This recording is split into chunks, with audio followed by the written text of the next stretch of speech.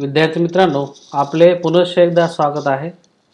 आपण चौथ्या प्रकरणाला सुरुवात केलेली होती.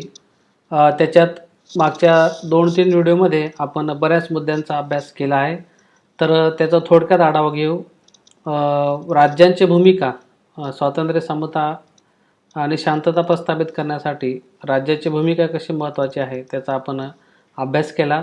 त्यानंतर राष्ट्रीय एकात्मता, मेल्टिंग पॉट आणि सॅलड बाउल ही संकल्पना आपण समजून घेतली. राष्ट्रीय एकात्मतेशी संबंधित जी समान मूल्ये आहेत, 7 समान मूल्ये, त्यांचा आपण अभ्यास केला. त्यानंतर राष्ट्रीय एकात्मतेच्या साधण्याच्या प्रक्रियेमध्ये राज्य कोणती भूमिका पार पाडते ते 4 मुद्द्यांच्या आपण माध्यमातून ती भूमिका समजून घेतली. मागच्या व्हिडिओमध्ये आपण भारताला स्वातंत्र्य मिळाल्यानंतर राष्ट्रीय एकात्मता निर्मितीच्या प्रक्रियेमध्ये कोणकोणत्या समस्या होत्या त्या आपण जाणून घेतल्यात. त्याच्यात पहिली समस्या होती आर्थिक मागासलेपण. भारताला स्वातंत्र्य मिळाल्यानंतर भारतात प्रमुख समस्या जी होती ती म्हणजे आर्थिक मागासलेपण, त्यानंतर गरिबी, निरक्षरता, त्यानंतर सामाजिक विषमता. या ज्या 4 प्रमुख समस्या होत्या, ज्या समस्या राष्ट्रीय एकात्मता निर्मितीच्या प्रक्रियेमध्ये मोठ्या अडथळा आहेत असं आपण म्हणू शकतो. त्यानंतर स्वातंत्र्यानंतर राष्ट्र उभारणीसाठी जी काही मूल्ये होती, तर ते मूल्य आपण अभ्यासले. त्याच्यात पहिलं महत्त्वाचं मूल्य होतं राष्ट्रवाद. लोकांच्या हृदयामध्ये देशाविषयी प्रेम, आपुलकी, निष्ठा जागृत करून एक राष्ट्रवादाची भावना निर्माण करण्याचं महत्त्वाचं मूल्य हे आपण म्हणू शकतो. त्यानंतर धर्मनिरपेक्षता.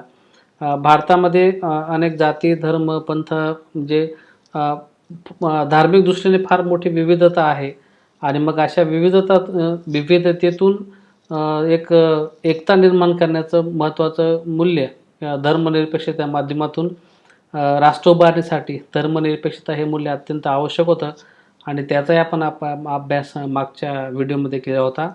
त्यानंतर राष्ट्र उभारणीच्या महत्त्वाच्या मूल्यामध्ये तिसरं एक महत्त्वाचं मूल्य होतं म्हणजे लोकशाही.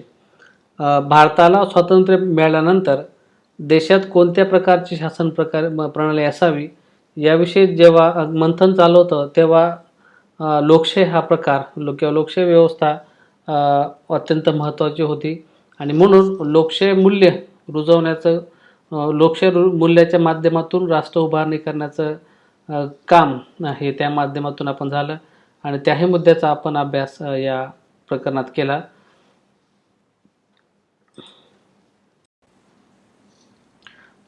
विद्यार्थी मित्रांनो, आजच्या व्हिडिओमध्ये आपण मुख्यत्वे करून भारताला स्वातंत्र्य मिळाल्यानंतर हे नवजात राष्ट्र होते आणि या राष्ट्रामध्ये एकात्मतेच्या निर्माण करण्यासाठी जाणीवपूर्वक प्रयत्न करणे गरजेचे होते आणि प्रथमतः संरचनात्मक अखंडत्व आणण्यासाठी राज्यघटनेच्या प्रक्रियेतून प्राधान्य द्यावे लागणार होते आणि म्हणून भारतात राष्ट्रीय एकात्मता प्रस्थापित करण्यासाठी मानसिक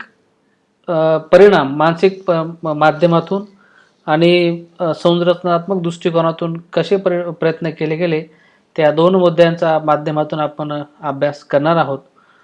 मित्रांनो, भारतीय नागरिकांमध्ये एकात्मतेची भावना निर्माण व्हावी, ती रुजवावी या दृष्टिकोनातून संरचनात्मक अखंडत्व निर्माण व्हावे याकरिता भारताच्या संविधान निर्मात्यांनी लिखित संविधानाची निर्मिती केली गेली आणि त्याद्वारे भारतातील प्रत्येक नागरिक, मग तो कोणत्या धर्माचा, पंथ, जात, लिंग, भाषा या आधारावर कोणत्याही पद्धतीने भेदभाव होणार नाही किंवा भेदभाव दूर केला जाईल याची हमी भारताच्या संविधानाने दिलेली आहे आणि संविधानाच्या माध्यमातून एकात्म भारत घडवण्यासाठी पायाभूत स्वरूपाचे काम केले आणि म्हणून भारताचा संविधान, राज्यघटना हाच आपल्या राष्ट्रीय ऐक्याचा आधार बनला आणि संविधानाच्या माध्यमातून, राज्यघटनेच्या माध्यमातून भारताचा राष्ट्रीय एकात्मता किंवा प्रादेशिक अस्मिता या दोन्ही गोष्टींना समतोल साधण्याचा प्रयत्न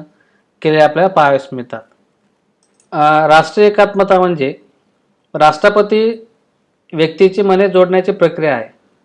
राष्ट्राच्या समाज घटकात सुखदुःखाच्या समान भावना आपण सर्व एक आहोत ना, किंवा आपण सगळे सर्व नागरिक एकच आहोत हे आपल्या वागण्यातून कृतीमधून दिसणे म्हणजेच राष्ट्रीय एकात्मतेचा अनुभव होय.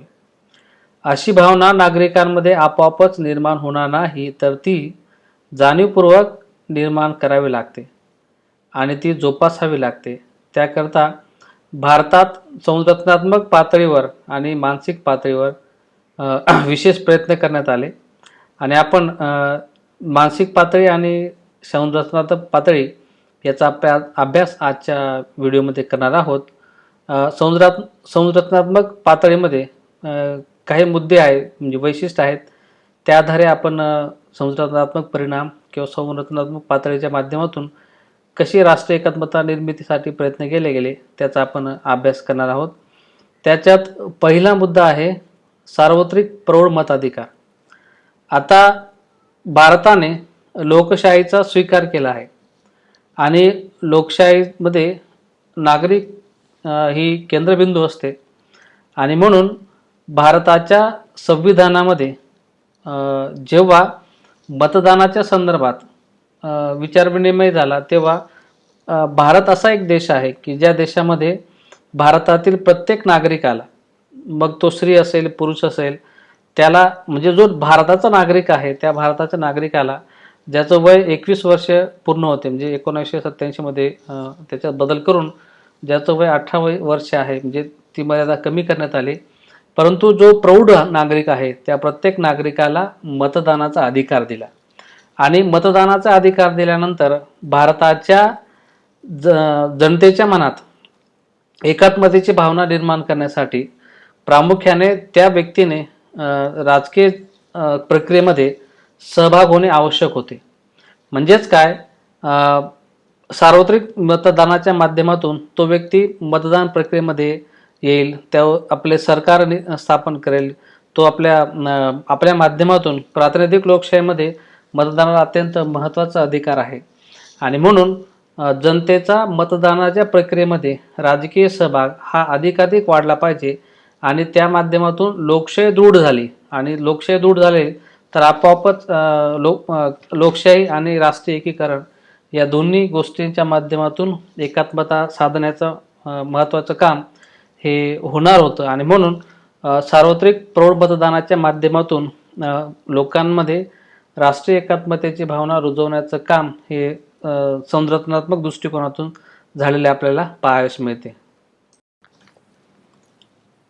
मित्रांनो, राष्ट्रीय एकात्मता मजबूत करण्याच्या संदर्भात जे काही संरचनात्मक पातळीवर परिणाम झालेत त्याचा दुसरा मुद्दा होता आहे की मजबूत केंद्र सरकार.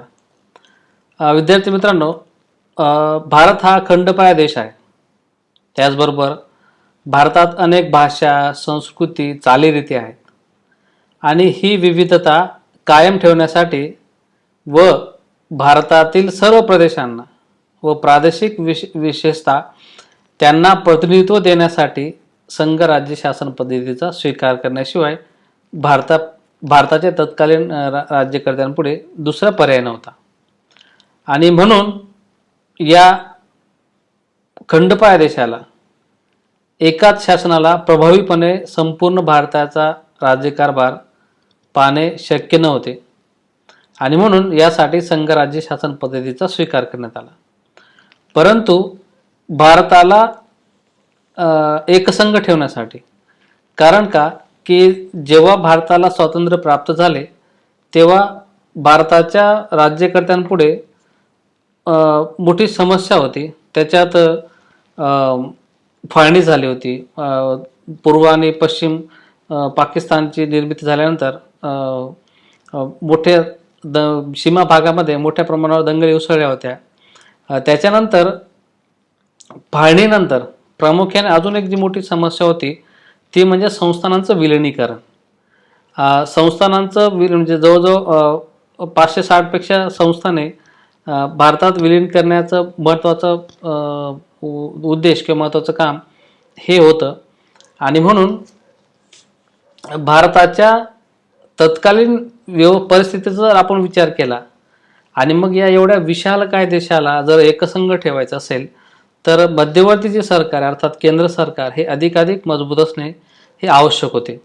आणि मग त्यासाठी अनेक जे अधिकार आहेत ते प्रांतिक सरकारपेक्षा म्हणजे राज्य सरकारांपेक्षा, घटक राज्यातील सरकारांपेक्षा केंद्र सरकारला अधिक अधिकार दिलेले आहेत. आणि त्या माध्यमातून केंद्र सरकार हे अधिकाधिक मजबूत केले आहे, ज्या माध्यमातून राष्ट्रीय एकात्मता ही साध्य होऊ शकते.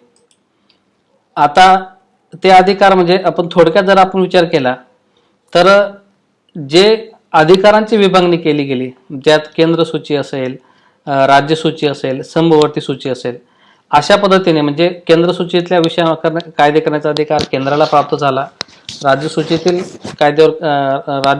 विषयांवर कायदे करण्याचा अधिकार राज्य सरकारांना प्राप्त झाला आणि समवर्ती सूचीतील कायदे करण्याचा अधिकार हा दोघांना प्राप्त होतो. मात्र केंद्र सूचीतल्या विषयांची संख्या जवळजवळ 99 पेक्षा जास्त, म्हणजे 97 विषय आहेत. म्हणजे जास्त विषय हे केंद्राकडे वर्ग केले आहेत. किंवा जेव्हा समवर्ती सूचीमध्ये एकाच विषयावर जेव्हा दोन्ही सरकारांनी परस्पर विरोधी कायदे केले, तेव्हा मात्र केंद्र सरकारचा कायदा हा किंवा मध्यवर्ती सरकारचा कायदा हा श्रेष्ठ ठरतो. आणि यावरून असे लक्षात येते की केंद्र सरकार हे मजबूत आहे.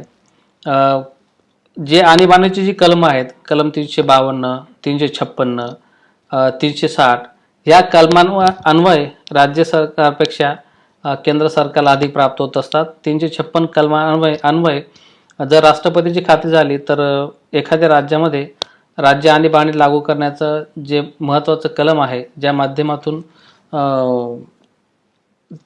केंद्र सरकार हे त्या राज्यात आणीबाणी लागू करू शकते आणि त्या राज्यातले कारभार हे आपल्याकडे घेऊ शकतो. आणि थोडक्यात केंद्र सरकार अधिकाधिक मजबूत करण्याचं काम हे राज्यघटनेच्या माध्यमातून केलेलं आपल्या लक्षात येतो. आणि ज्या माध्यमातून एकसंघ भारत निर्माण करण्याचा उद्देश हा त्या माध्यमातून काही अर्थाने सफल झालेला आपल्याला दिसून येतो. तरीही जर 1992 मध्ये जर आपण एक उदाहरण घेतलं तर 73 आणि 74व्या घटना दुरुस्ती अन्वये स्थानिक स्वराज्य जे संस्था आहेत, लोकल सेल्फ गव्हर्नमेंट, याच्या माध्यमातून सत्तेचं विकेंद्रीकरणाचं काम सुद्धा हे केलं गेलं आहे. म्हणजे सत्तेचा समतोल राखून म्हणजे सत्तेचं विकेंद्रीकरण करणे, म्हणजे केवळ केंद्र सरकार मजबूत न करता काही अधिकार हे स्थानिक पातळीवर देणे आणि किंवा स्थानिक पातळीवर देऊन सत्तेचं विकेंद्रीकरण करण्याचं काम सुद्धा हे मोठ्या प्रमाणावर केले गेले. आणि त्या दृष्टिकोनातून एकात्मता साधण्याच्या प्रक्रियेत संरचनात्मक दृष्टिकोनातून झालेला आपल्याला पाहावयास मिळतो. त्यानंतर भाषावार प्रांतरचना. विद्यार्थी मित्रांनो, भारतात मोठ्या प्रमाणावर विविधता आहे. हजारो भाषा बोलल्या जात असतात. राज्यघटनेमध्ये 22 भाषा ह्या अधिकृत आहेत. आणि म्हणून ब्रिटिशांनी आपल्या राज्यकारभारासाठी जर एकंदरीत विचार केला तर वेगवेगळ्या प्रांतांची केवळ प्रशासकीय दृष्टीने विभागणी केली. परंतु ते सर्व प्रांत काही भाषेच्या आधारावर त्यांची निर्मिती केली गेली नव्हती. आणि जेव्हा नागपूरच्या काँग्रेस अधिवेशनामध्ये, नागपूर इथे झालेल्या काँग्रेसच्या अधिवेशनामध्ये भाषावार प्रांत रचनेवर शिक्कामोर्तब झालेला होता. त्यावेळेस लोकमान्य टिळक असतील किंवा महात्मा गांधीजी असतील यांनी तो मुद्दा मान्य केला होता. आणि मुख्यत्वे करून भाषावार प्रांत रचनेच्या माध्यमातून भाषिक समतोल म्हणजे भाषेच्या आधारावर प्रांत रचना करून राष्ट्रीय ऐक्य साधने आणि प्रादेशिक ऐक्य यांचा समतोल साधण्याचा प्रयत्न या माध्यमातून केला गेलेला आपल्याला लक्षात येतो. स्वातंत्र्य मिळाल्यानंतर प्रामुख्याने तत्कालीन पंतप्रधान नेहरूंनी भाषावार प्रांत रचनेला विरोध दर्शविला होता काही अंशी. कारण त्या माध्यमातून राष्ट्रीय एकात्मता किंवा राष्ट्रीय अखंडत्व याला कुठेतरी धोका पोचेल आणि भाषेच्या आधारावर राज्याची पुनर्रचना व्हावी यासाठी जरी स्वातंत्र्य काळापासून चळवळी सुरू होत्या, मात्र स्वातंत्र्यानंतरच्या कालखंडामध्ये थोडासा या दृष्टिकोनातून वेगळ्या पद्धतीने विचार केला गेला होता. 1905मध्ये बंगालमध्ये आणि 1917मध्ये तेलुगू लोकांनी मद्रासमध्ये याविषयी मागणीचे आंदोलन केले होते. स्वातंत्र्यपूर्व काळात ओरिसा हे भाषाच्या आधारावर निर्माण होणारे पहिले राज्य झाले होते आणि त्या स्वातंत्र्याच्या कालखंडानंतर भाषावार प्रांतरचना व्हावी यासाठी भाषेच्या आधारावर वेगवेगळ्या ठिकाणी आंदोलन सुरू झालेत. 1948ला एस के धर यांच्या अध्यक्षतेखाली एक त्रिसदस्यीय आयोगाची निर्मिती केली गेली होती आणि त्यानंतर मोठ्या प्रमाणावर भाषिक आधारावर राज्याची मागणी पुढे येऊ लागली. मग महाराष्ट्रात मराठी भाषिकांचं राज्य असेल किंवा गुजरात भाषिकांचं राज्य असेल, तेलुगू भाषिकांचं राज्य असेल, अशा मोठ्या प्रमाणावर मागणी पुढे आली आणि त्यानंतर विशेष करून मराठी भाषिक लोकांसाठी महाराष्ट्र हे राज्य मुंबईसह मराठी भाषिक राज्य असावं यासाठी आंबेडकरांनी भर दिला आणि जेव्हा राष्ट्रभाषा कोणती असावी या संदर्भातही बाबासाहेब आंबेडकरांनी असं म्हटले होते की राष्ट्रीय ऐक्यासाठी प्रत्येक राज्याची अधिकृत भाषा तीच असावी जी केंद्र शासनाची अधिकृत भाषा असेल. परंतु प्रादेशिक पातळीवर उदाहरणार्थ दक्षिणेकडे जर आपण गेलो तर मोठ्या प्रमाणावर स्थानिक भाषा बोलल्या जात असतात. म्हणजे आंध्र प्रदेशात तेलुगू, कर्नाटकात कन्नड किंवा तामिळनाडूमध्ये तमिळ, केरळमध्ये मल्याळम, महाराष्ट्रात मराठी, गुजरातमध्ये म्हणजे थोडक्यात आपण असं म्हणू शकतो की भाषावार प्रांतरचनेच्या माध्यमातून अस्मितेला भाषिक अस्मिता जोपासून आणि त्या माध्यमातून राष्ट्रीय एकात्मता किंवा राष्ट्रीय ऐक्य माध्यमातून राष्ट्रीय ऐक्य निर्माण करण्याचं काम हे या माध्यमातून झालं आणि संरचनात्मक दृष्टीने राष्ट्रीय एकात्मता प्रस्थापित करण्याच्या माध्यमातून सुद्धा प्रयत्न झालेले आपल्याला पाहावयास मिळतात. संरचनात्मक दृष्टिकोनातून चौथा महत्त्वाचा जो परिणाम आहे अखिल भारतीय प्रशासकीय सेवा, ज्यात प्रामुख्याने IAS, IPS आणि IFS इत्यादी.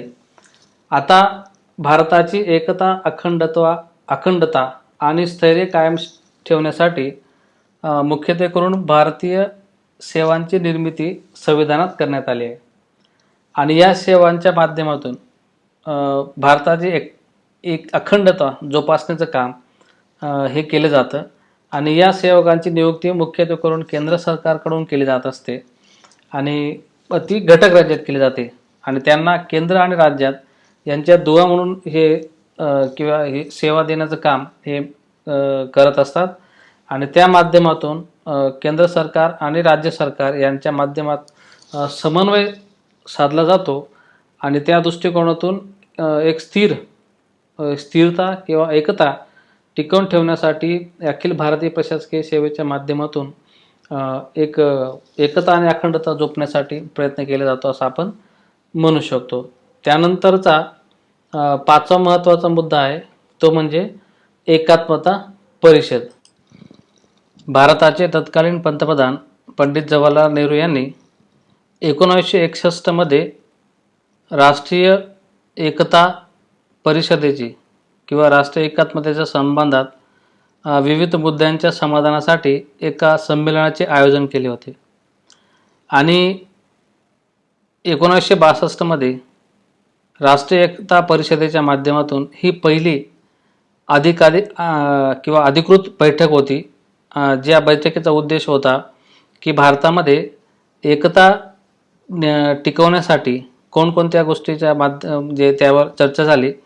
याचा उद्देश असा होता की भारताच्या संविधानाच्या माध्यमातून नागरिकता असेल किंवा विविधतेतून एकता असेल, धार्मिक स्वातंत्र्य, धर्मनिरपेक्षता, समानता, राजकीय, सामाजिक, आर्थिक न्याय या सर्व मुद्द्यांच्या माध्यमातून एक आदर्शवत किंवा एकता निर्माण करण्याच्या दृष्टिकोनातून पावले उचलले जातील आणि ही जी मूल्ये आहेत या मूल्याच्या पालन करण्याची जबाबदारी ही एकता परिषदेची राहील धार्मिक म्हणजे धर्मनिरपेक्षता, जातीवाद, क्षेत्रवाद यासारख्या ज्या समस्या आहेत त्या समस्या कशा दूर केल्या जातील याविषयी मुख्यत्वे करून या परिषदेमध्ये समाधान शोधलं जात असतं या समस्यांचं. आणि या परिषदेमध्ये मुख्यत्वे करून कॅबिनेट मंत्री किंवा उद्योजक असतील किंवा मोठमोठे ज्यांनी सामाजिक, आर्थिक, राजकीय क्षेत्रामध्ये ज्यांनी मोठे योगदान दिले आहे असे नागरिक किंवा वर्तमानपत्र व प्रिंट मीडिया, इलेक्ट्रॉनिक मीडिया यातले काही प्रमुख व्यक्ती किंवा मुख्यमंत्री, विरोधी पक्षाचे नेते या परिषदेमध्ये सहभागी होत असतात. तर राष्ट्रीय एकात्मता परिषदेच्या माध्यमातून एक राष्ट्रवादाची भावना निर्माण करणे आणि ज्या काही समस्या असतील म्हणजे धार्मिक दंगली असतील किंवा त्या माध्यमातून होणारे काही जाती दंगली असतील या किंवा ज्या माध्यमातून राष्ट्रीय एकात्मतेला, राष्ट्रीय अखंडत्वाला धोका निर्माण होईल ते धोके ओळखून त्यांच्यावर समाधान शोधण्याचं काम किंवा एक राष्ट्रीय एकात्मता निर्माण करण्याचं काम मुख्यत्वे करून एकात्म परिषदेच्या माध्यमातून झालेलं आपल्याला पाहावयास मिळते. मित्रांनो, आपला 6वा जो मुद्दा आहे मूलभूत कर्तव्य. आता भारताच्या संविधानामध्ये म्हणजे 26 जानेवारी 1950ला भारताचं संविधान लागू झाले, राज्यघटनेची अंमलबजावणी सुरू झाली. त्या मूळ राज्यघटनेमध्ये जरी मूलभूत हक्कांचा समावेश असला तरी मात्र मूलभूत कर्तव्यांचा समावेश नव्हता. परंतु 1976 म्हणजे 42व्या घटना दुरुस्ती अन्वये भारताच्या संविधानामध्ये मूलभूत कर्तव्यांचा समावेश हा करावा लागला आणि त्या माध्यमातून जनतेला त्याच्या कर्तव्यांची जाणीव करून देण्याच्या माध्यमातून जाणीव करून देणे हा त्या मागचा मूळ हेतू होता. मूलभूत कर्तव्यांची तरतूद ही वर्तमान भारतीय राज्यघटनेचे वैशिष्ट्य आपण म्हणू शकतो. मूलभूत कर्तव्यांना घटनेत समाविष्ट करण्यात आले. मूलभूत कर्तव्यांचे पालन करणे हे प्रत्येक भारतीय नागरिकाचे कर्तव्य आहे. आता मूलभूत कर्तव्यांमध्ये कोणकोणते कर्तव्य आहेत त्याचा आपण थोडक्यात आढावा घेऊया. त्यात संविधानाचे पालन करणे, राष्ट्रगीत, राष्ट्रीय गीत, राष्ट्रध्वज याचा आदर प्रत्येक नागरिकाने केला पाहिजे. स्वातंत्र्य लढ्यातील जे उदात्त आदर्श आहेत त्या आदर्शांची जोपासना करणे, त्यांचे अनुकरण करणे हे प्रत्येक भारतीयाचे आद्य कर्तव्य आहे. भारताची एकता, एकात्मता चांगली राहील याची दक्षता घेतली पाहिजे, हे महत्त्वाचं आहे. भारताचे एकता, सार्वभौमत्व व एकात्मता याचे संरक्षण करणे, देशाच्या संरक्षणासाठी सदैव तयार राहिली पाहिजे, त्यासाठी आवाहन केल्यास प्रतिसाद दिला पाहिजे. राष्ट्राचे संरक्षण करणे किंवा जेव्हा भारताचे म्हणजे राष्ट्राला गरज असेल तेव्हा राष्ट्र सेवेस धावून जाणे. त्यानंतर धार्मिक, भाषिक, प्रादेशिक मतभेद बाजूला ठेवून भारतीय जनतेमध्ये एकोपा वाढवण्याचा प्रयत्न करणे हे अत्यंत महत्त्वाचं आहे. धार्मिक, भाषिक आणि प्रादेशिक मतभेद बाजूला ठेवून एक आपण भारतीय आहोत आणि भारतीय म्हणून एकोपा वाढवण्याचा प्रयत्न केला पाहिजे. त्यानंतर पर्यावरण बिघडवणार नाही, दूषित होणार नाही याची काळजी प्रत्येकाने घेतली पाहिजे. त्यानंतर विज्ञाननिष्ठ मानवतावाद दृष्टिकोन विकास करण्यासाठी प्रयत्न करणे, सार्वजनिक संपत्तीचे रक्षण करणे व हिंसाचाराचा मार्ग सोडून देणे. आता जेव्हा भारतामध्ये मोठ्या प्रमाणावर आंदोलनं होतात, निदर्शन होतात, तेव्हा सार्वजनिक संपत्तीचे नुकसान केले जाते आणि म्हणून भारताच्या संविधानामधील जे कर्तव्य आहे त्यात मुख्यत्वे करून सार्वजनिक मालमत्तेचे संरक्षण करण्याचं मूलभूत कर्तव्य हे भारताचं नागरिकाचं आहे. आणि त्यानंतर सार्वजनिक अशा प्रत्येक क्षेत्रात उत्कृष्टतेने वाटचाल करणे हे महत्त्वाचं आहे. ह्या सर्व मूलभूत कर्तव्यांचं पालन जर प्रत्येक भारताच्या नागरिकाने केले तर एक आदर्श देश हे होऊ शकतो, ज्या माध्यमातून एक संघ देश निर्माण होऊ शकतो. आणि त्याचा परिणाम म्हणजे आपण जे मुद्दे अभ्यासलेत त्या मुद्द्याचा जर आपण एकंदरीत विचार केला तर भारतात एकता अखंडत्व टिकवण्यासाठी संरचनात्मक दृष्टिकोनातून जे प्रयत्न केले गेलेत त्याचा परिणाम हा सकारात्मक दृष्टीने होतो आहे असं आपण म्हणू शकतो. त्यानंतर आपण पुढचा जो मुद्दा आहे त्यानंतर मानसिक प्रक्रिया व परिणाम. देशातील नागरिकांच्या मनात राष्ट्रवादाची भावना निर्माण करून राष्ट्रीय एकात्मता निर्माण करणे, ती अधिक दृढ करणे ही प्रामुख्याने जाणीवपूर्वक केलेली प्रक्रिया आहे. आणि त्या प्रक्रियेत ज्या प्रमाणात संरचनात्मक दृष्टिकोनातून म्हणजे संविधानाच्या माध्यमातून जसे संविधानाचा मार्गाचा वापर करून ज्या पद्धतीने राष्ट्रीय एकात्मता साधण्याचा प्रयत्न केला गेला तशाच काही मानसिक मार्गाचा सुद्धा वापर केला आपल्याला पाहावयास मिळतो. आणि त्या माध्यमातून एकता निर्माण करण्याचा प्रयत्न झालेला आपल्याला लक्षात येतो. भारतीय लोकांना राजकीय आणि भावनिकदृष्ट्या एकत्र आणून एक राष्ट्र कसे निर्माण होईल किंवा एक राष्ट्रीय चळवळ कशी होईल किंवा लोकांच्या हृदयामध्ये राष्ट्रनिष्ठा निर्माण करण्याचं काम भारताच्या स्वातंत्र्य चळवळीने केले आपल्याला लक्षात येतो. कारण जवळजवळ 200 वर्षाच्या पारतंत्र्याच्या कालखंडामध्ये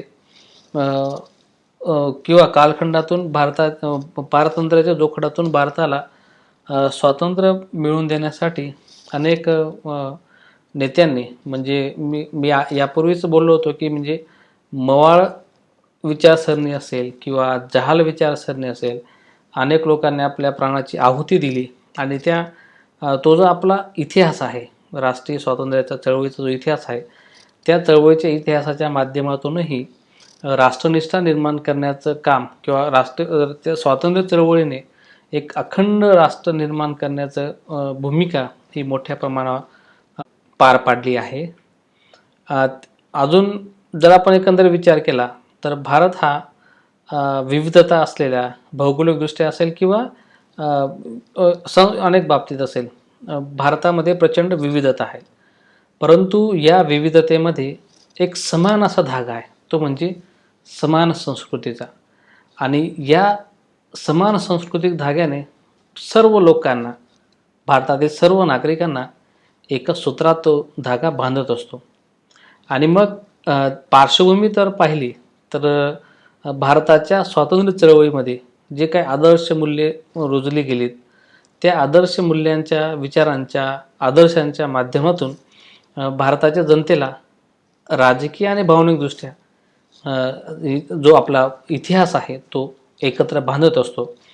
आणि भारतीयांच्या हृदयात भारतीयांच्या मनात राष्ट्रवादाची भावना ही निर्माण होत असते. आणि राष्ट्रवादाची भावना म्हणजे ही भावनिक प्रक्रिया आहे.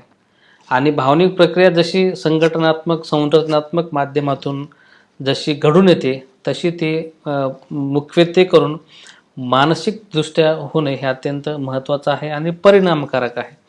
आणि म्हणून भारतीयांच्या मनातील भावनिक अथवा मानसिक एकात्मता तर ती अनेक पद्धतीने व्यक्त होत असते. उदाहरणार्थ भारताच्या क्रिकेट टीम एखाद्या आंतरराष्ट्रीय स्पर्धा जिंकल्यास तेव्हा भारतीयांच्या हृदयामध्ये भारतीयांच्या मनामध्ये एक आदर्शवत अशी आनंदाची बाब ही सार्वत्रिक दिसून येत असते. म्हणजेच काय, भारतीयांच्या हृदयात राष्ट्रीयत्वाची भावना जागृत झाली आणि ती अशा माध्यमातून ही व्यक्त होत असते.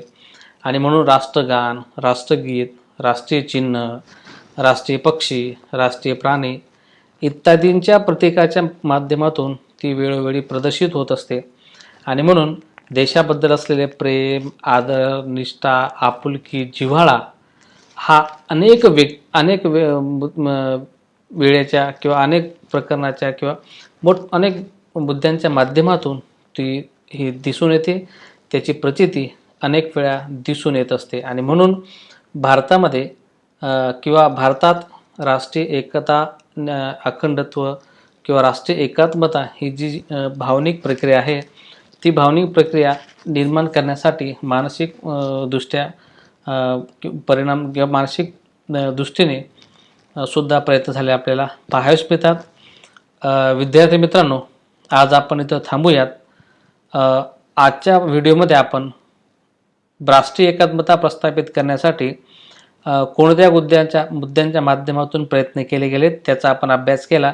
एक संरचनात्मक परिणाम आणि दुसरं मानसिक प्रक्रिया किंवा परिणाम या माध्यमातून भारतात राष्ट्रीय एकात्मता कशी निर्माण केली गेली त्याचा आपण अभ्यास केला. आज आपण इथं थांबूयात. कोरोनाच्या संदर्भात आपण आणि आपल्या कुटुंबाने अधिकाधिक काळजी आणि सतर्क राहणे हे महत्त्वाचं आहे. आपण आज इथं थांबूयात. घरी राहा, सुरक्षित राहा. धन्यवाद.